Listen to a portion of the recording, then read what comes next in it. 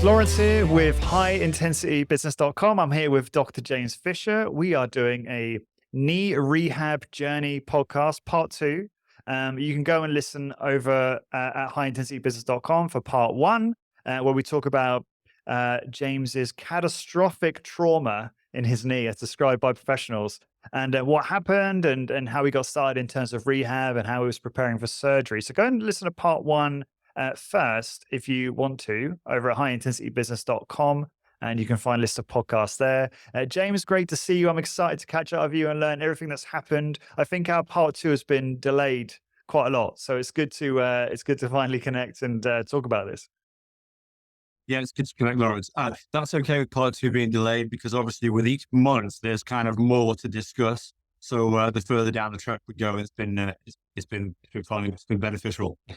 Interesting. Okay.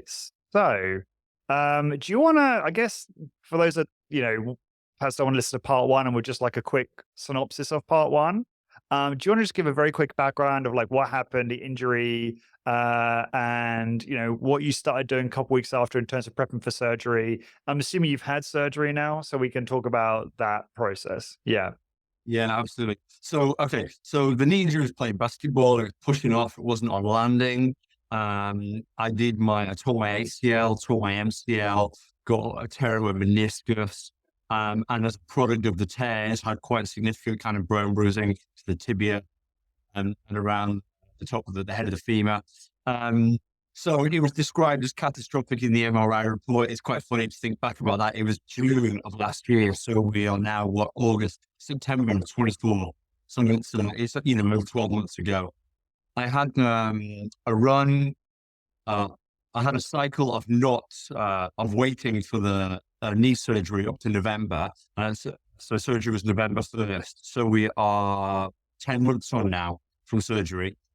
And in that time, I was advised, well, first of all, my surgeon said he wanted to operate on a calm knee. There was too much swelling, there was too much bruising, so forth.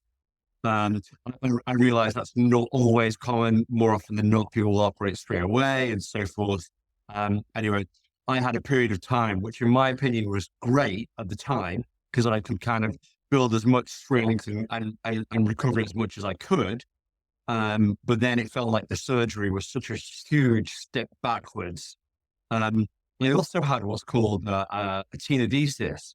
So they basically detach the IT band from just below the knee, and they split it up about 10 centimeters and then reattach it across and under the knee and onto the tibia.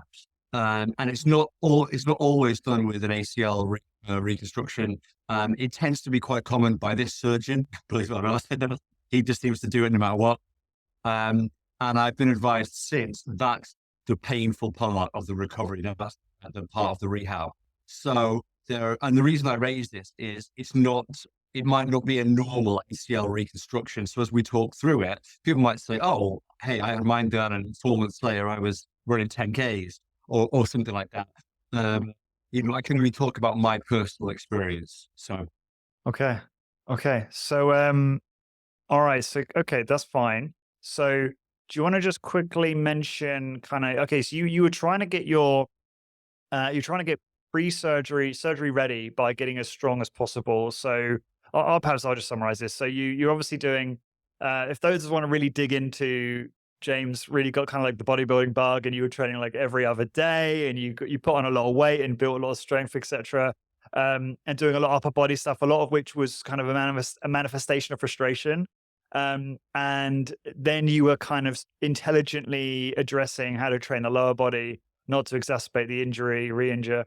So you were doing a kind of combination of kind of unilateral and then eventually some bilateral movements, but there were some limits of range of motion, etc. So where does that bring us to? So then I guess, can you remember, like, as we spoke in, what was it, September last year? So, or it's actually probably a bit before that. And you were having surgery in November. So like, can you remember like that period after we spoke, like how you were again getting ready for surgery? Can you just elaborate on that a bit? Yeah, sure. So first of all, just to alleviate some concerns over the fact I was training every other day, I was doing a split routine, an upper lower split. And that's purely because I was training unilaterally in the lower body. it was taking twice as long. So I couldn't do a full body workout like within the hour effectively. So a lower body workout would take about 45 minutes. Then I would do an upper in about 30 minutes. And so I was kind of doing a lower rest, upper rest day lower and so forth. So it wasn't like I was suddenly training like 6 days a week. Um, but I was eating a lot. I was training heavier, and certainly my upper body was definitely a manifestation of some frustrations. This really carried on right up to the point of my surgery. And if I had my time over, I would probably spend more time working on some mobility in my knee, in the knee that I was going to operate on, or that was going to be operated on. I went into with an approach of, hey, they're going to operate on it anyway. So it's going to, the mobility is going to be massively limited. And if I had my time again, I think I would spend more time trying to get full extension out of it beforehand, because it took me a long time to get it back afterwards. Now, it may still have done afterwards, but, Fair. you know, What can you elaborate? What would you have done from a mobility point of view specifically? yeah, it's really not extensive things. So if you sit on the floor and somebody put a cushion or something under that heel, then you elevate that foot, but you let the weight rest through your knee. So I really needed to spend more time just in that position where there was kind of gravity, letting my knee sink down. I went into surgery with probably about, I don't know, I'm estimating at maybe a 5-10 degree bend, which sounds a lot. It wasn't a lot, but it was something. I couldn't reach full extension. Um, and in hindsight, I wish I'd gone in, been able to reach full extension. And the one thing I could never do, the exercise I could never do, was a knee extension, like a single joint knee extension exercise, because of the forces. Because the forces obviously translate the lower shin, and it pulls the upper part of the tibia forward. Mhm. Well, that's held back by the ACL, so that's where you get that tibial displacement. So, um, and in my head, that's a movement that works. An extension works kind of your full extension, because you're focused on trying to lift it to the fullest part. Whereas when you do a leg press, of course, you never lock out the knee anyway, so you never think about full extension. So, I think I've been more focused on things other than just strength. My wife, being a physio, had me do a lot of things like heel slides.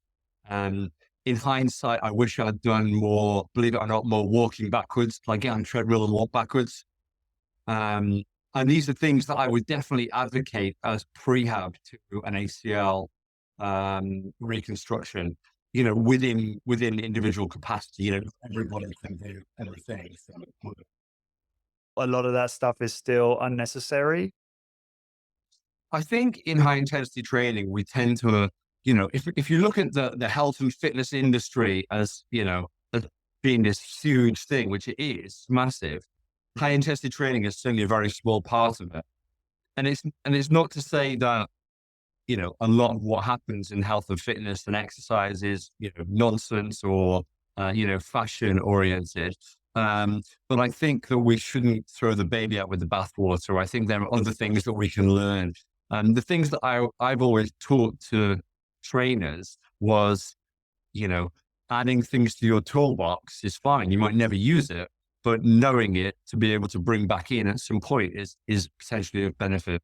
So, and I think, in the HIIT community, we become very machine focused. We become very, big five, and then some adjunct exercises and so forth.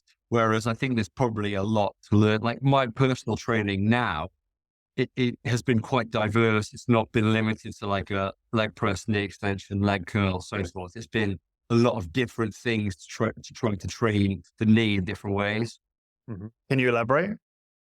Yeah, absolutely. So first of all, I massively in my life have underrated tibialis anterior exercise.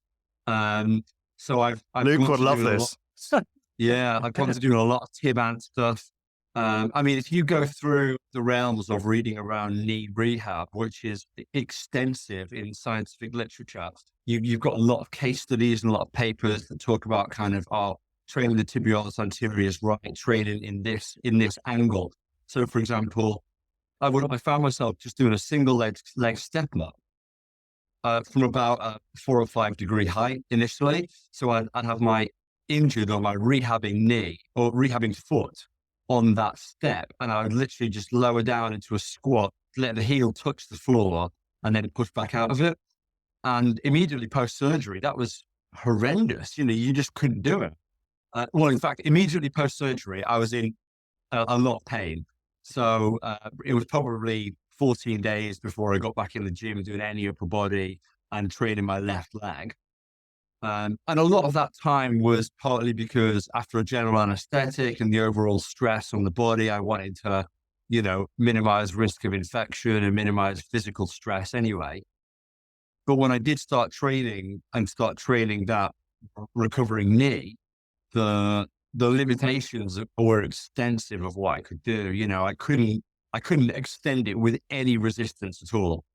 If I got on a knee extension machine and took the pin out, I couldn't lift just the bar Wow. with that leg. And that's not because like the muscle was atrophied. It was like just the connective tissue couldn't support. Like was it too painful to do? It was too painful. Wow. It was too painful, and it didn't feel stable. So when you got that much pain, you then have to weigh up: do I just go through the pain, or is the pain there for a reason? I certainly don't have confidence in the movement. And if I'm honest, there were other things that I could do that I sort of said, "Hey, I'm not going to risk this." So I did what I preached. I started doing eccentrics. So I would lift with two legs and I would kind of support it as much as I could with the other leg, but lower it down. And I would train with a leg extension in particular. with a leg extension. So you could do that. You could do the eccentric. You could lower it. I could lower it with some support from my good leg. Right. Cool. And then I gradually build that up. And I mean, if you think back, I had surgery in November. So I was out in Minnesota in March, April time. David Schneider put me through a workout. And I was able to train that leg on a knee extension. But what I was tending to do was things like I would train my good leg, then I would train my recovering leg. And then as my recovering leg fatigued, I would bring my good leg back in and so I would then do kind of negative accentuation. I'd lift it with two and then just lower it with my good leg and so on and so forth. Mm-hmm. So you get kind of quite creative in ways that you can still stress the muscle and still challenge the stability of the joint. And when I say stability, I really just mean range of movement. I wasn't stood on a wobble board or a Bosu or a Fitball or anything like that.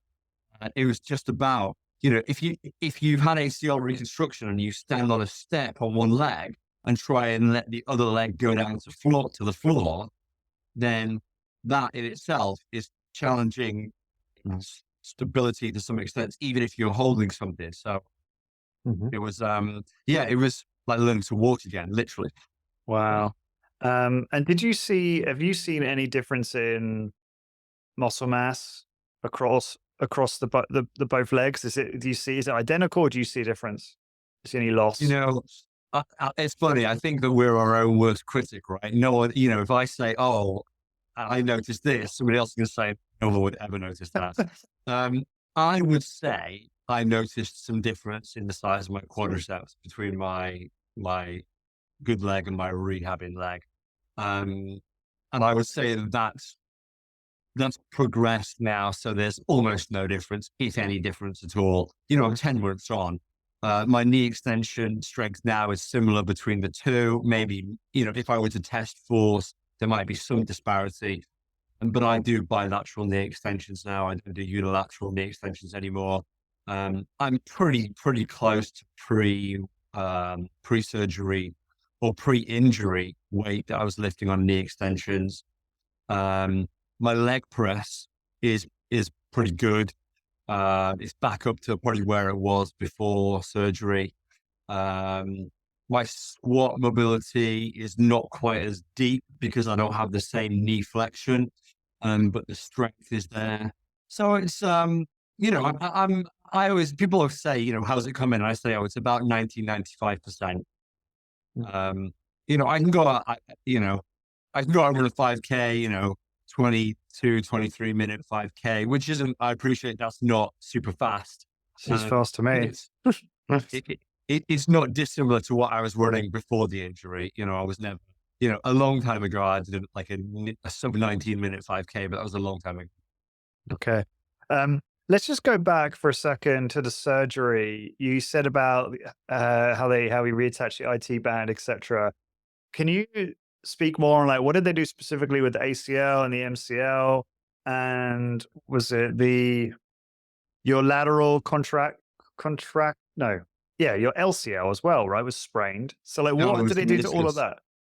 Yeah. Okay, yeah, So the ACL was, destroyed. So right. that's a hamstring graft for my left leg. So the kicker about all of this is that it wasn't just my right leg that was recovering, it was my left leg, but it was my right knee and my left hamstring. Um, and if anything, if there's a bigger difference, or if there is still any difference between legs, it's probably in my hamstring strength between left and right. So where they took the graft, it's probably still recovering or still not back to Can 100%. that take a long time Um, to recover then after a graft? How long can that take?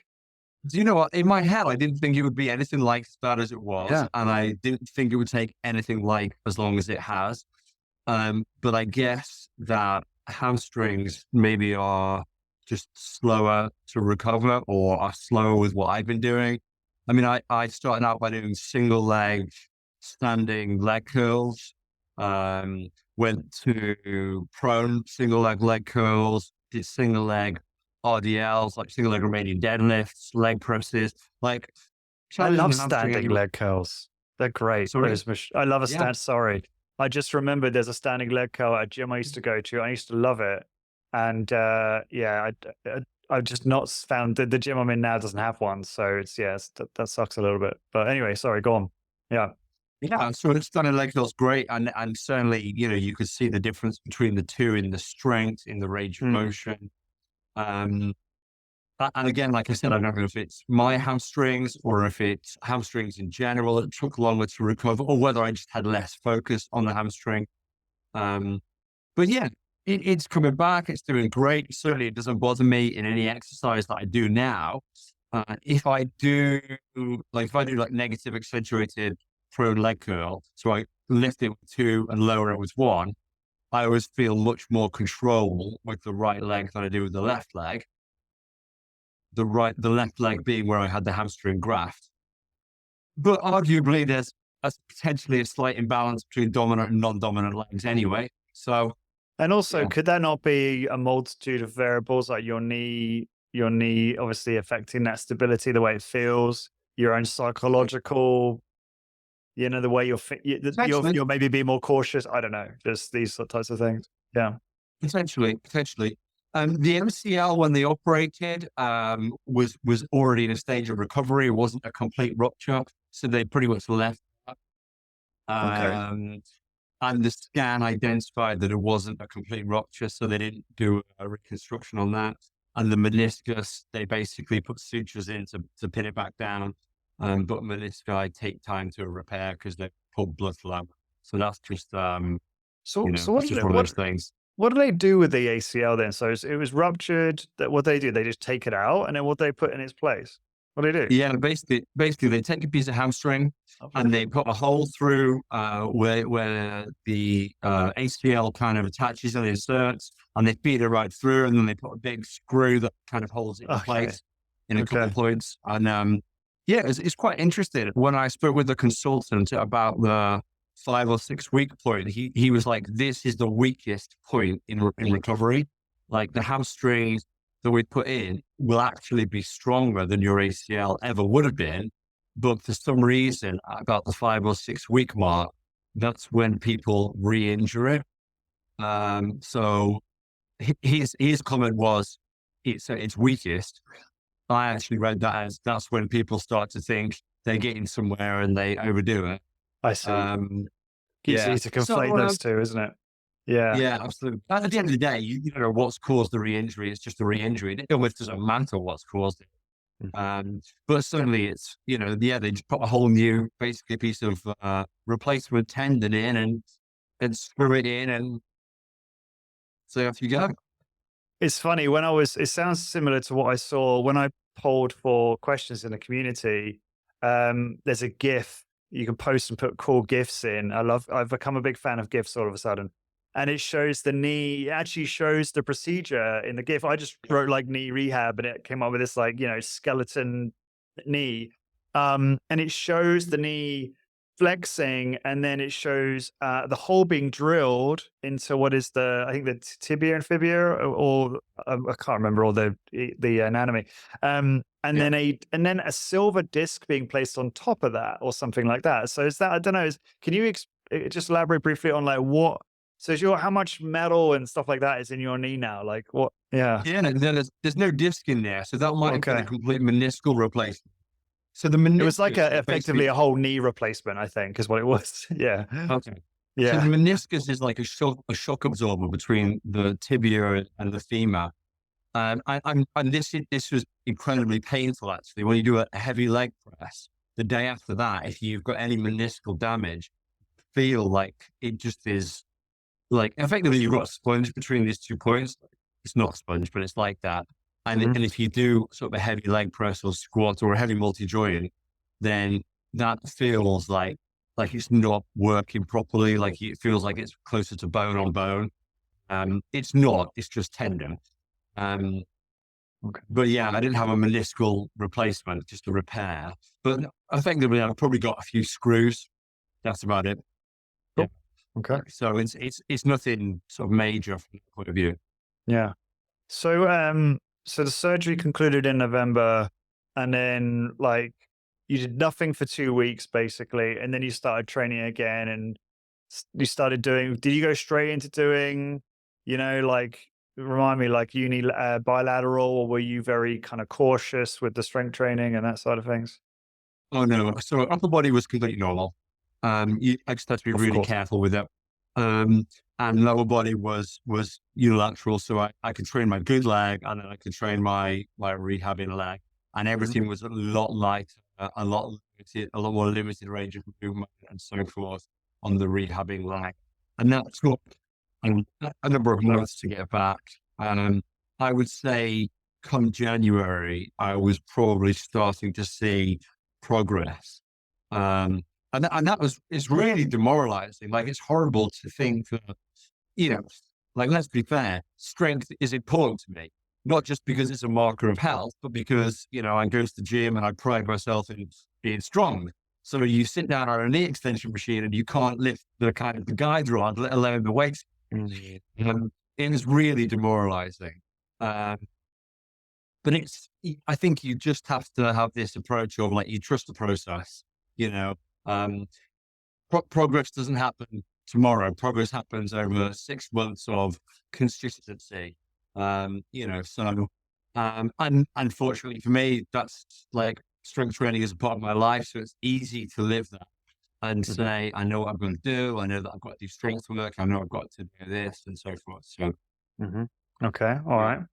right. Okay. So when you say you started seeing progress, so I mean, that's a long time, right? That's like, 6 weeks until you really started seeing. So what was happening? Like, for you were going in, you were like barely able to lift the guide rod, that, without any pin in the stack.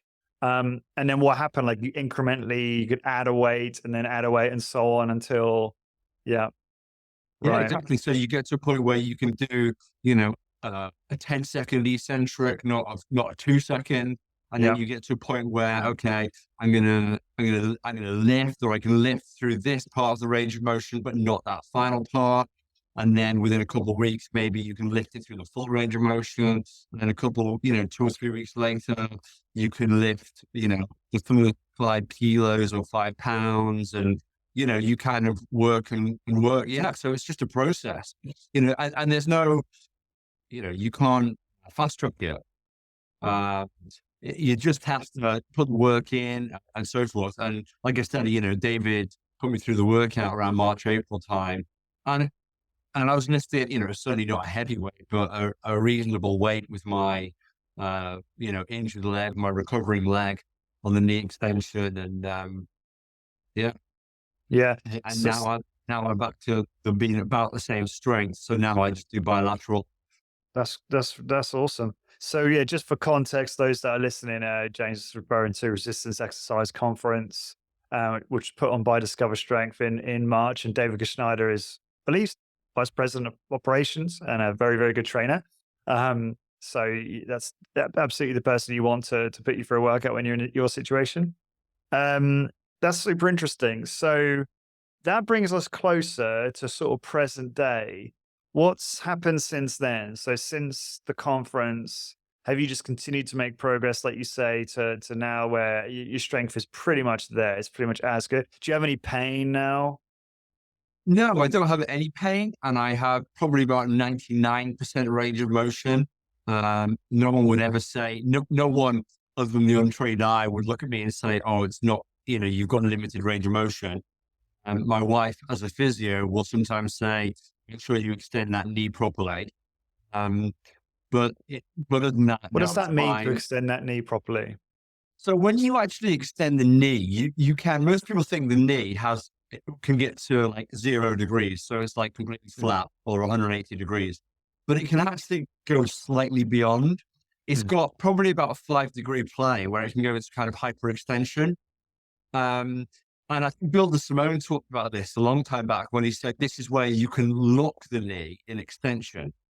Um, you know, and so I probably don't have that full lockout. Like if I were to elevate my feet and sit down, my left knee, my good knee, would sit lower than my right knee. Does that make sense? Yeah. Yeah. So if I sat on the floor with a cushion under both feet, one knee would sit slightly lower than the other, where it's got more hyperextension. Yeah. How But important is my to have that much more hyper extension, which is like you say, like 5 degrees or whatever? How important is that? for me, day to day, not at all. Mhm. Not at all. And I've been back and playing basketball, Oh, and I um, was going to ask you and this. it's been fine. Uh, um, what's interesting, and I think this is a cautionary tale, is that as you rehab one injury, certainly one extensive injury, it's the knock-on effects of that. So, for example, my knee was getting better. I would go for a run. I would, I would think this is what I need to do to get my knee back, get my leg back, and then I would find I get calf pain in my left leg. Right. So, and that, of course, is because my right knee is still a little bit tender. So I'm changing my gait in my movement. So, and I Mm. think that that's probably relatively common. It's something that we all should be aware of. You injure one leg, certainly in locomotion, if you injure one knee, one hip, one ankle, but you try to push through, you probably run the risk of injuring another Right. or the other leg in the knee, hip or ankle. Sorry, when was this Um, happening? When were you having, is this recent This or? was probably June, July. Okay. Okay. Yeah, it's the start of July, maybe. And I probably played basketball about 4 or 5 weeks in a row, and I found that my calves would tighten up towards the end of it, or my left calf certainly would tighten up towards the end of it. Yeah. And then a couple of times I felt like it was just not comfortable, and I would kind of step out the game. Um, Okay. so, but very much, I kind of went back to, okay, I got to get back in like single leg calf raises, make sure I'm doing like good full range of motion, eccentrics with each calf, stretching it, mobilizing my ankle, mobilizing my hip, and so forth. So one of the things that, it doesn't fit well with high intensity training, but I always talk about subsequent joints as having stability or mobility. So we look at our ankle. Our ankle should have great mobility. It should move really freely. It should move well. Our knee should be very stable. Our hip should be very mobile. Our lower back should be very stable. Our upper back should be very mobile. And that's probably something we don't pay enough attention to in high intensity training. Certainly the upper back being mobile. We should have good rotation in our upper back. And most people don't, partly because of their kind of seated posture and things like that.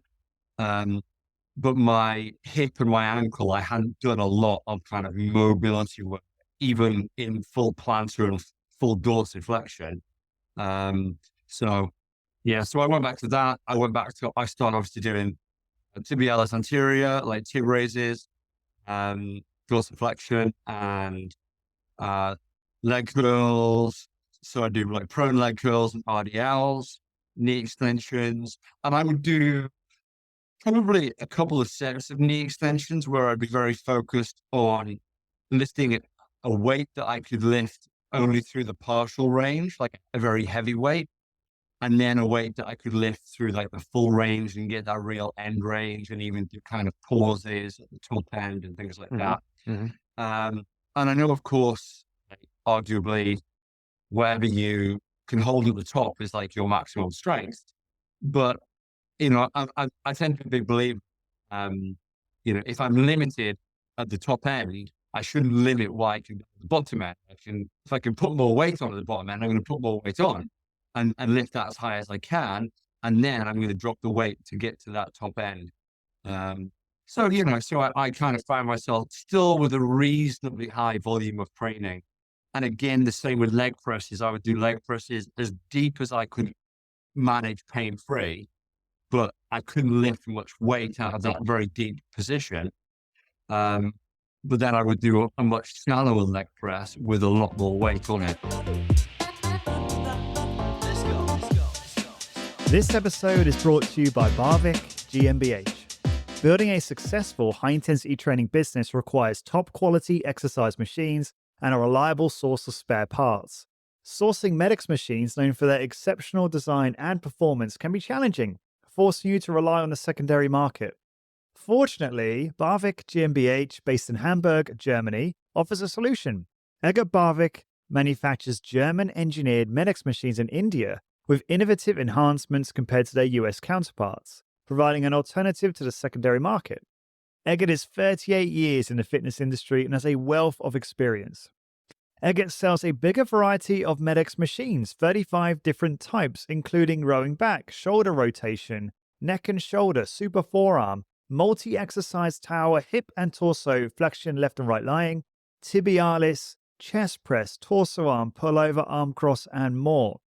The machines are built higher for easy movement with a pallet jack, have zinc-plated weight plates, have flat belt with steel core instead of carbon fiber, and adjustable 90mm rubber feet.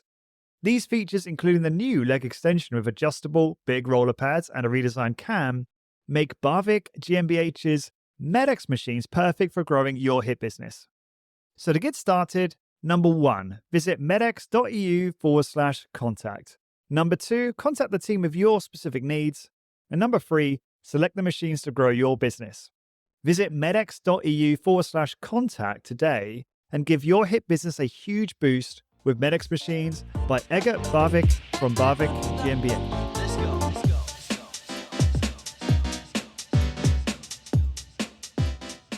Got it. Okay. Just on the mobility stuff, what does that look like in terms of protocols? Like, what are you doing to mobilize all those joints? Yeah, so literally exactly that. So I would do so for example, knee extensions, I have a recumbent bench, a reclining bench. So I can do a knee extension laying completely flat on my back. And if I do that and lay right back, then obviously I put the rectus femoris in a lot longer position because my hip is in extension as well. And then I can train it through there, and then I can sit much more upright and train it through there. So I would kind of train it at different joint angles in the hip. And then the same with the leg press. I would have the leg press like recline almost completely back. So I'm almost in quite an upright position in the torso. And then I would have it pulled right forward. So I'm kind of leaning forward, in line with the foot plate and things like that. Okay, so there's value in these different seating positions and variations of planes of movement, etc. Maybe that's the wrong descriptor. Just from a mobility point of view, then. I certainly have found Hmm. so with what I've been rehabbing. Yeah. Sorry, I was about to sneeze then. That's so interesting. Okay. So there wasn't, when you said mobility, I thought you meant you were doing separate exercises, like, sitting there, rotating the ankle. But it sounds like no, you were doing resistance exercises, but you were just doing them in different ways, as you just described, right? Yeah. So, and then Yeah. and then doing things like dorsiflexion and plantar flexion, which a lot of us would probably not bother with, right? Well, yeah, maybe. I mean, Yeah. some people definitely do. I know there are Mm. people in high intensity training who are like, hey, if you're not training your dorsiflexors, you're not training.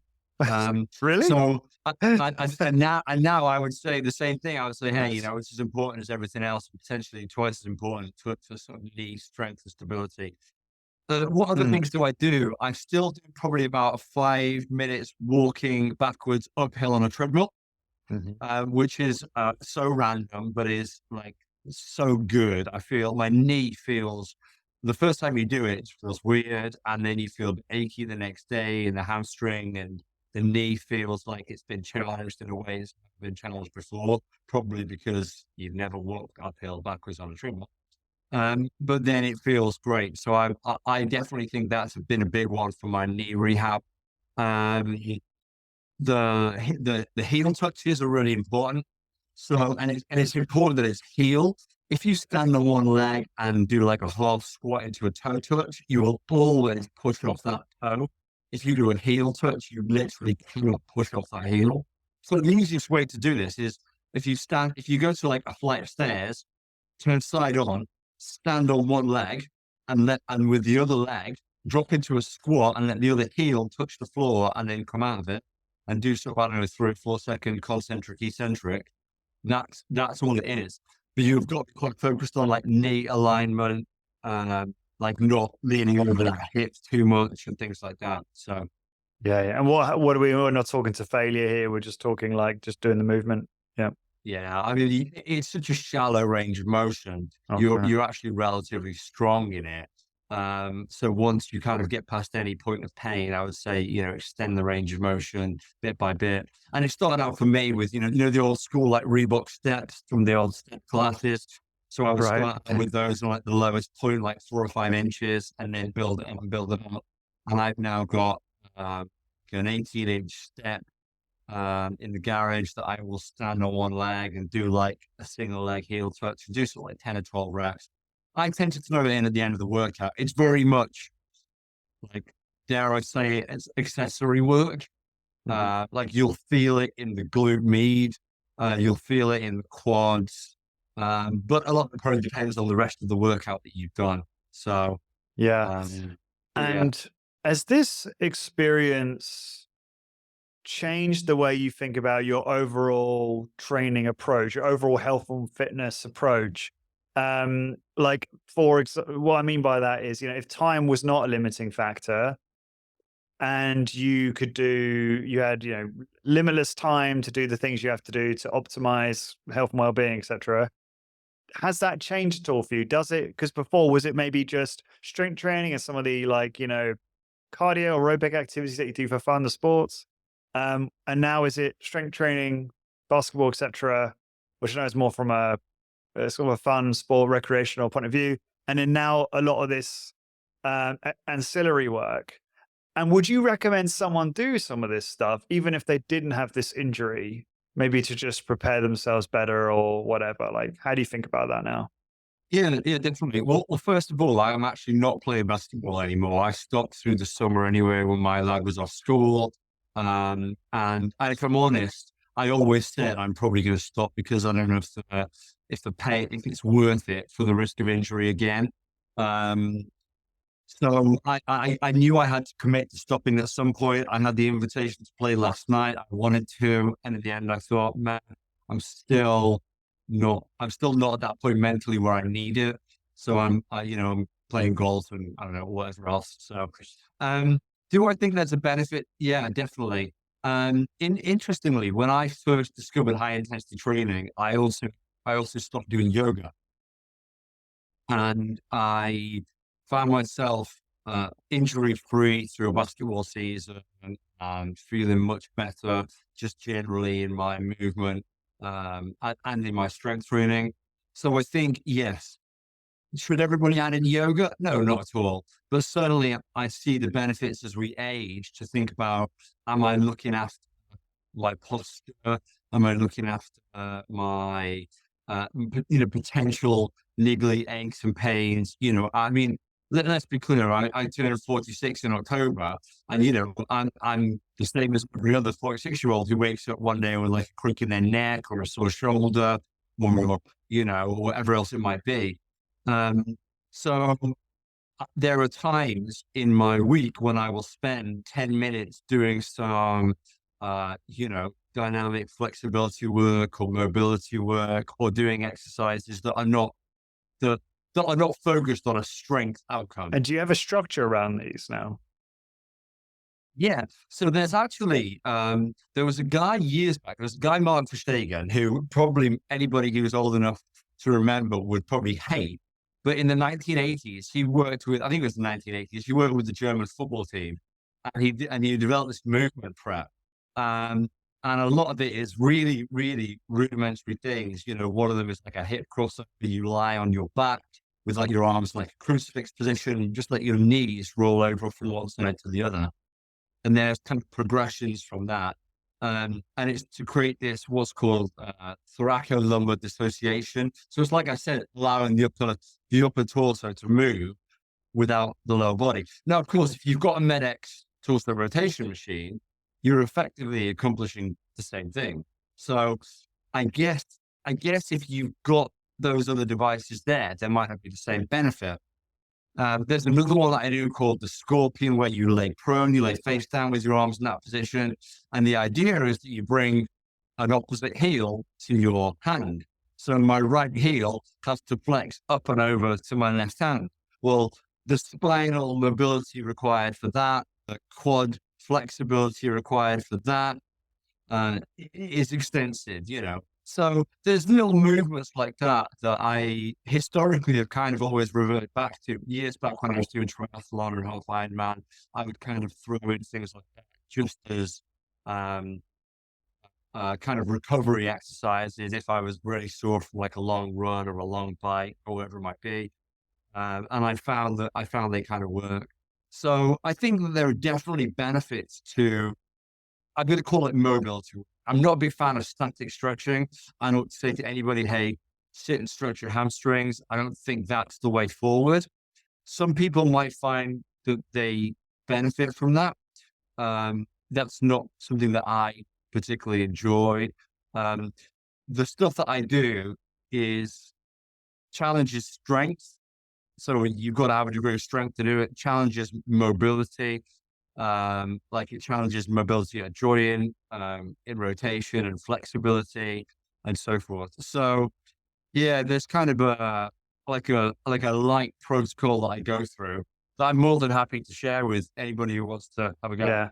Oh, as well, I was literally going to ask you if you've got the time, if you'd be kind enough to post like actually what you're doing in terms of like, like I've asked you before, like your strength workouts, like what they Yeah, look like, your routines, and then also this additional stuff you're doing, like what that protocol looks like. That would be really interesting. And maybe we could add that yeah, to the blog post and we'll put it in the community as well. yeah, Um, for sure. Final questions before we wrap up. Going to go over time. Hope that's okay with you, James. Um, are you, so we might have, this might be going along the same ground, but you might want to it might help you elaborate on what you're saying. Are you adding the following rehab exercise that are usually performed in physiotherapy, like proprioception and motor control exercises? You might have already answered. And in the later stages of rehab, are you going to incorporate faster and more powerful movements like exercises that train landing, jumping, changing of direction, etc.? So I know we've covered some of that already, but any more thoughts on that question? Yeah, okay, so that's a good question. So the proprioceptive, no, I'm not doing anything on a balance board. I'm not Mm. doing anything from that point of view. I'm not saying that it's not beneficial, and I'm not saying that I'm opposed to it. I'm just not doing it. Why aren't you doing it? Because if I'm honest, I don't think that that's what I need to do. Um, if I was an elite basketball player, if I was an elite NFL player, and I had an S&C coach who had endless time and I had endless time, then maybe would add that in. But I'm not sure that that's a benefit. I think actually just doing the sport would benefit more than doing those things. Mhm. Um, I do think there is a benefit to challenging a joint in different ways. So, for example, if I were to do a balance exercise, I should stand on one leg and touch my tongue or touch the forearm, the left or the right as I can, there might be some benefit. Um, but I don't see the benefit for me personally at the stage that I'm at. and the performance level that I'm at. Um, am I incorporating faster velocity Well, movements before you get and to that, or motor control exercises, is that, I mean, yeah, so motor control will probably fall into the same category. So how got motor it. control would generally, I mean, Oh, I these are see. kind of, You're getting the skill from the sport. Yeah, I see. yeah. Well, it's really interesting when people talk about motor control and proprioception. They're kind of buzzwords that are thrown around. Motor control is, am I able to recruit a muscle? Yeah. So that really, that's all motor control means. A physio or a physical therapist might use it and mean standing on a wobble board and being able to, you know, not twitch so much in the ankle, but that's very much an ankle thing, not a knee thing. And I think if anything, you're probably more likely to injure your knees than you are rehab it. Proprioception is simply knowledge of your awareness of your body in space. You know, so um, that comes back with strength, with neural recruitment, with general day-to-day movements and mechanics and things like that. So, if you go for a walk, like if you go for a hike through a grassy field, the challenge of moving through longer grass is different. If you go climbing, the challenge of like abducting your hip and finding your foot placement is different. So proprioception is very specific to what you might do.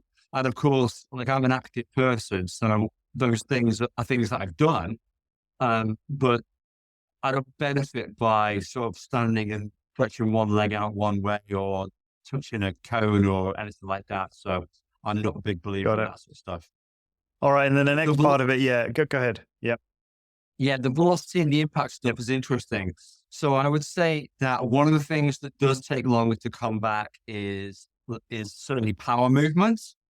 Um, and so one of the things that I used to do, whether it's kind of historically in basketball or not, is I used to do a lot of like jumping rope, like skipping.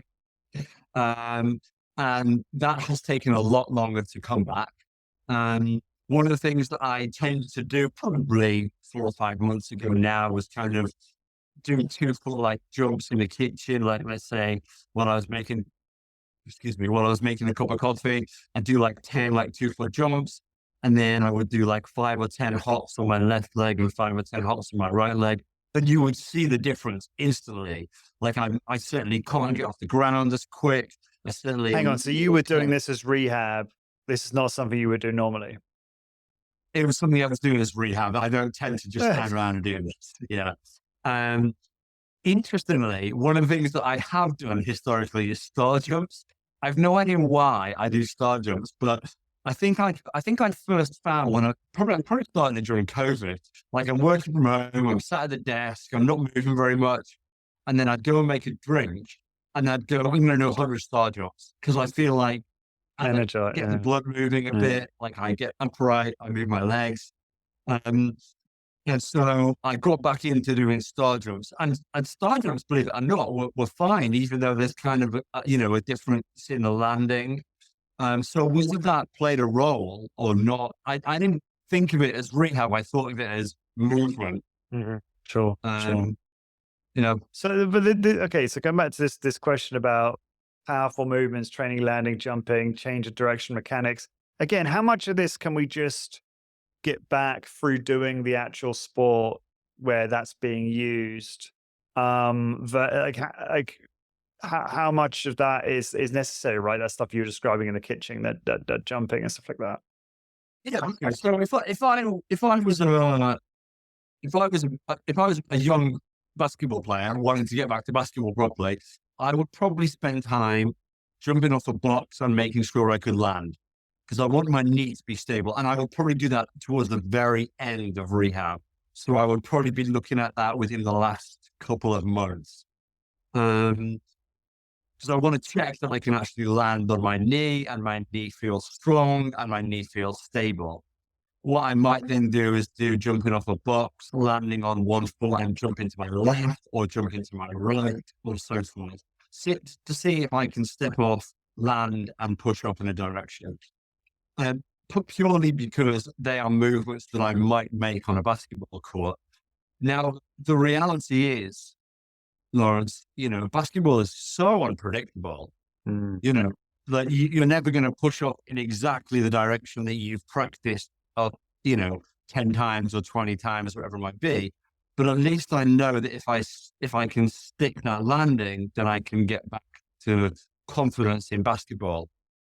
Now, interestingly, this is when I talk to people about strength and conditioning, and I say, "Oh, one of the biggest mistakes we made is we combined them into strength and conditioning, not Yeah. strength and conditioning."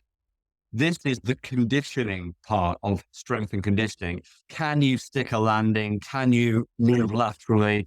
Can you jump off one leg? Things like that. And of course, these are things that I never would have thought of 2 years ago because I've played basketball all my life. Yep. So I could just do them. But now that I've had, you know, 6 months away from basketball, and that knee surgery, I wanted to check that I can do them before I step on a basketball court. So, So it's more of a test to see, can I do this? It's less so a protocol to improve the ability to do it. absolutely, I would say that's a Okay. fair comment, yeah, or somewhere between the two. Right, right. You know, But like you say, if it's I so do, hard to replicate the conditions. Yeah. yeah, if I do that, if I stand on a step and I step off it and land and it hurts, Yeah. hey, that's a sign that either what I need to do is more stepping off a step and practicing landing it, or I'm not ready to do that yet. Yeah. Yeah. So, Interesting. And what about that last? I don't know if I asked you last question actually. What benchmark tests or test battery? Again, these are things I don't really know anything about. Are you going to use to determine when you're ready to return to basketball? What did you use? Sorry, if anything. yeah, that's a really good question. I don't know that I did for my return to basketball. Um, Probably running pain free was the first one. Um, the biggest benchmarks for me was was my was the strength of my left leg. So once I could get close to what I could leg press on my left leg, or I could do a knee extension on my left leg, or I could leg curl, or whatever it might be, then I was okay. Then I was kind of content that I'm at that A good end stage of proxy. rehab and I can go back to Yeah, yeah. bilateral.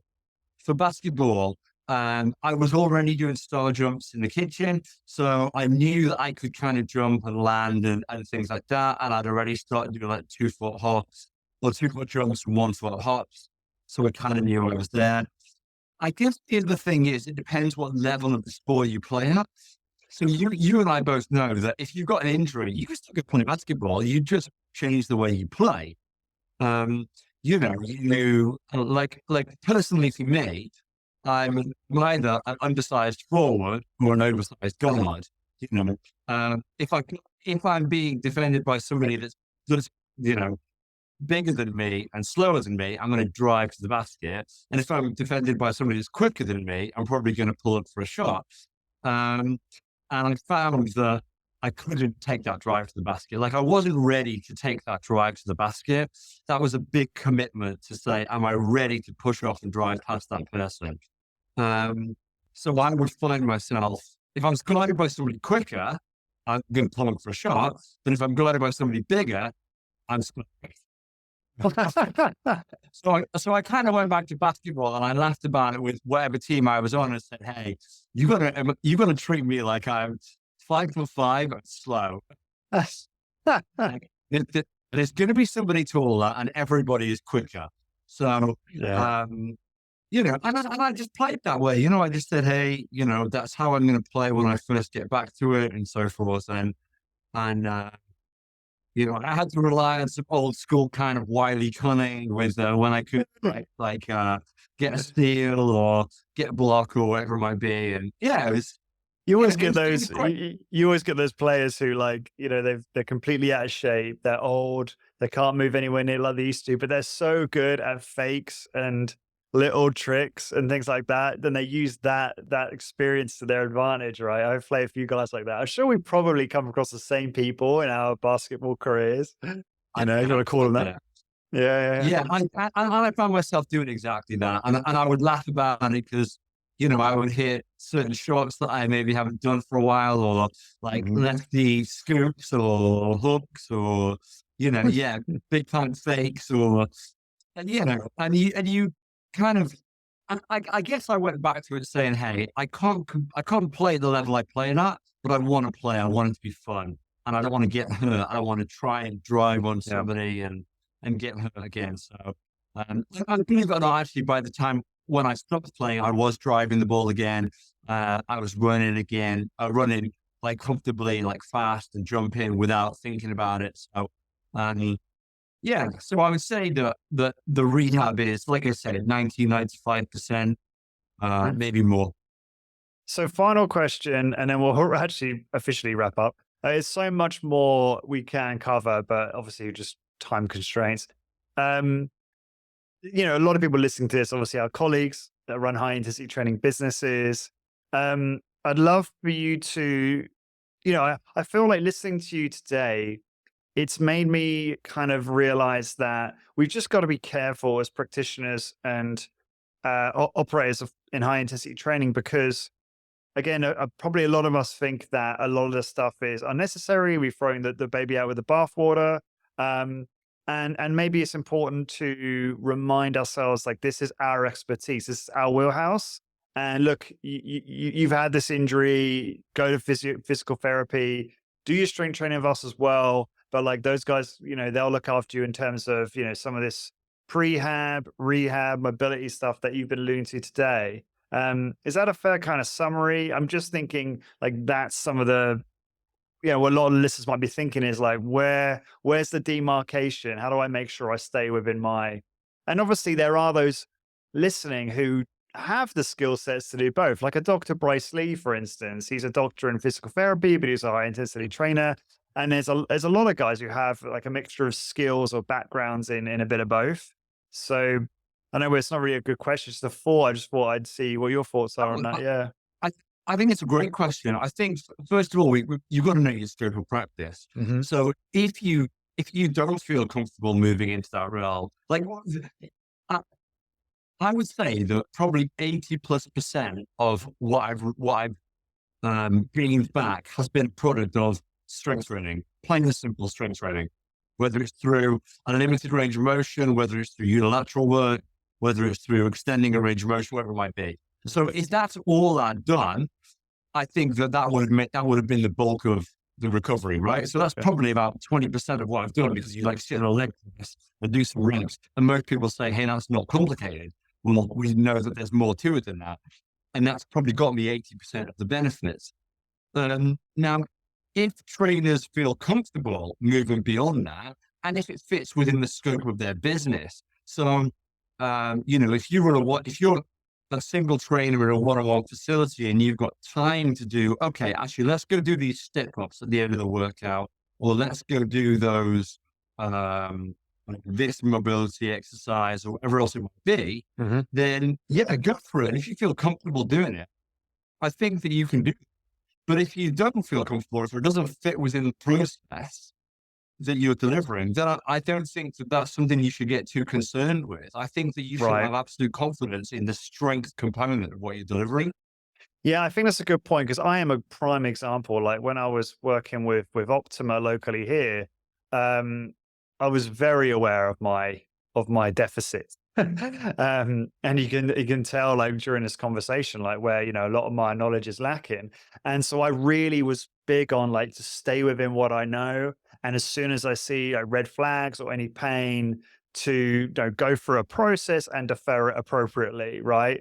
Um, and so for someone like me, that's probably where I wouldn't want to do any of that other stuff probably because I just want to be clear for those listening. Like if you're like I am and you're like, I understand, I've got a whatever, I've done my my HIT uni personal training certification.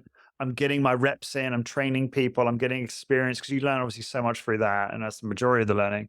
Like I don't want people to feel like they have to go off and learn that other stuff. I think it's useful to learn it just to be aware of it, but it doesn't mean you have to then add it to your practice.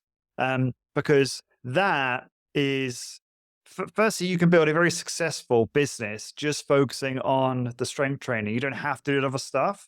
And I think the lure is that those executives might think, oh, perhaps I should be providing that other stuff. One, because my clients are kind of asking for it. That's not a reason you should actually provide it, by the way, because they can just get it elsewhere.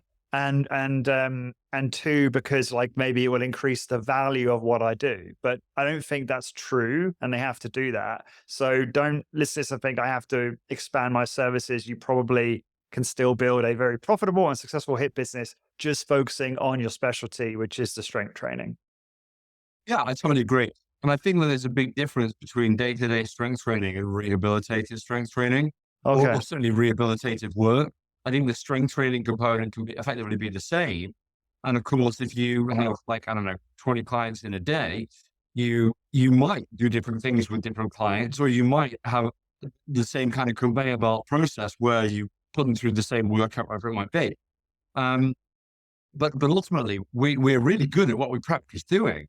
And if you're great at delivering a strength training workout, but you never do rehab, then don't start to think, oh my God, I've got to deliver all these special exercises. Listen, stick with what you've done within the boundaries of what they can do. And like you said, refer them back to their physio, or,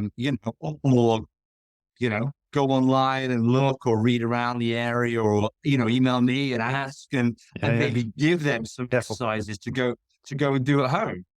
So just You know, sorry, a just lot of one sorry, finish your thought and then I'll just say this. Yeah, sorry. I Mhm. was going to say a lot of the stuff that I've done that I would consider the rehab hasn't been hasn't required any equipment or any kind of extreme coaching or supervision or anything like that. It's been very simple kind of body weight movements or exercises or similar. So to say, hey, go away and practice this step. Okay, that's easy. You can tell somebody Mhm. to go away and practice doing that in the same way a physio might tell them. So getting some guidance from, finding that guidance to give them is okay. Yeah, and it's obviously you made the really good point, which is that the strength training probably is the 80% of the recovery component. Just to make one, just to ask one clarifying question, when you talk about rehabilitative strength training, I think it's important to define what that is, because I do think it's important for practitioners to have obviously an approach to someone who comes in injured. Um, so the process might be, I'm trying to think now. Like what once the acute swelling, etc., has kind of gone down, and they have been reviewed by a physical therapist, depending on what they obviously there's a consultative period, isn't there, where you're asking questions to learn about what's happened. You should I think that most of us should be skilled enough to then provide a kind of a progressive strength training protocol to address that, meaning, simple sort of heuristic like finding pain-free range of motion, starting with, can they use the injured limb? Can they use the injured limb at a partial range, isometric, unilateral, bilateral, and then go through that kind of like process obviously you probably want to do the maximum of what someone can do or close to it if they don't have any pain, right? That's kind of the litmus test. So I think one has to be knowledgeable in terms of delivering that, but at the same time, like I guess the question is obviously I'm asking you to clarify what rehabilitative strength training means. Does it just mean that in your mind, or does it actually mean that and maybe some other stuff over here that you've shared on this podcast, which is outside of our scope of practice? I apologize if that is very confusing, but that's No, no, okay. So yeah, so if I use the term rehabilitative strength training, then I mean what can the first of all continuing to train hmm so that somebody doesn't go, oh, I'm injured, I can't train. You can train every other muscle in the body or every other joint in the body. Um, Whether you train unilaterally or only upper body or whatever it might be. And then doing, um, if you've got to do full range of motion, doing partial range of motion, if you've got to do partial range of motion, doing isometrics. Yeah, absolutely. And rehabilitative strength training for me is any imbalance is identified and attempted to overcome. So if okay. I'm weak in my left shoulder because of a shoulder injury, then I'm trying to get my left shoulder back to the same strength as my right shoulder. It's not a case of going, oh, well, when you do an overhead press, your right shoulder is going to do more work. It's a case of going, what am I doing to help my left shoulder get back to this strength? Am I going to do some single arm work? Am I going to do more abduction work? Am I going to do more? Do I need to do more in here where there's more pain? You can't see very well, like where it's close to the side of the body, or do I need to do more kind of out here and external rotation?